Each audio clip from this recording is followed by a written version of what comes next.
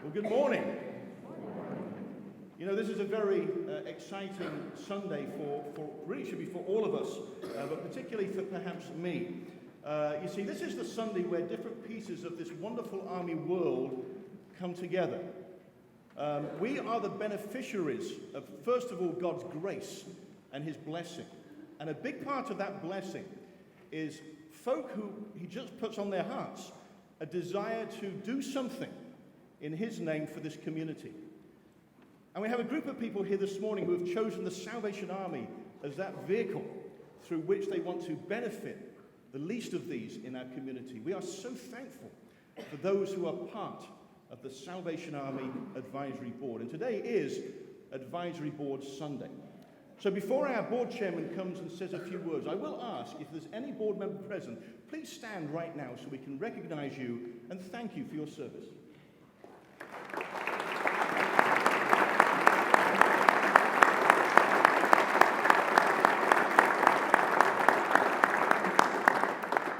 Thank you very much. It is a joy to serve with you, alongside you, and certainly today it's a joy to bring all of these worlds together as we worship the God that we corporately worship. And so it is, I'm going to ask now that our board chairman, Mr. George Mariani, just say a few words on behalf of the board. Thank you, George.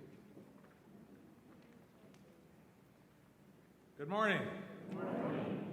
As you've been told, I am George Mariani, and I am the current chair of the advisory board.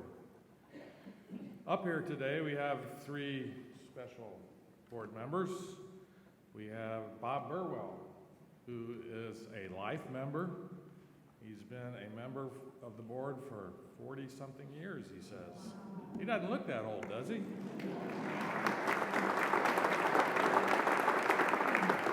Bob was a past chair. Over here we have Joe Hankey, who's been a long time here as well. He is a past board chair and one of my mentors as I went on my 2 years of just about finishing my 2 years as board chair. And next to Bob, we have Andy Burwell. Yes, they are father and son. We will celebrate 2 generations of board chairmanship when he assumes my position in the spring. I won't ask the other board members to stand again, but as I near the end of my 2 years term as board chair, I've been very blessed by a very talented group of 23, 24 board members who have given of their time, talent, and treasure in support of the Army's mission. And they believe wholeheartedly in the Army's mission to provide aid and comfort to those in need without discrimination, a very simple command. I appreciate your mentoring, your support, and your efforts on behalf of this Corps and in God's mission. And where are we today? I have a few markers to relate to you. We are about to celebrate our 25th Kettle Classic in raising funds for the Army's Clearwater Corps mission. This will be the 25th year and an effort led by Clark Lee originally and continues to this day. Our Kettle campaign this year is an all-time high when the nation's average has been trending downward. Even though we had Zeke Elliott, the Cowboy football player, jumping into the Kettle, it did great works for Dallas. It did not translate all that well down here to Buccaneer territory. Our budget is approximately $5.4 million, of which $4 million goes to social services and our outreach. We touched over 60,000 lives last year. And we are moving away from Band-Aids towards life-changing solutions as we embrace the Salvation Army's directive in the Pathways of Hope. We are breaking the chains of intergenerational poverty.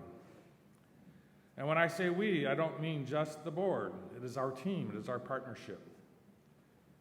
One, it's the many donors who reach in their pockets for the loose change when those irritating bells are ringing at the local Publix or Walmart.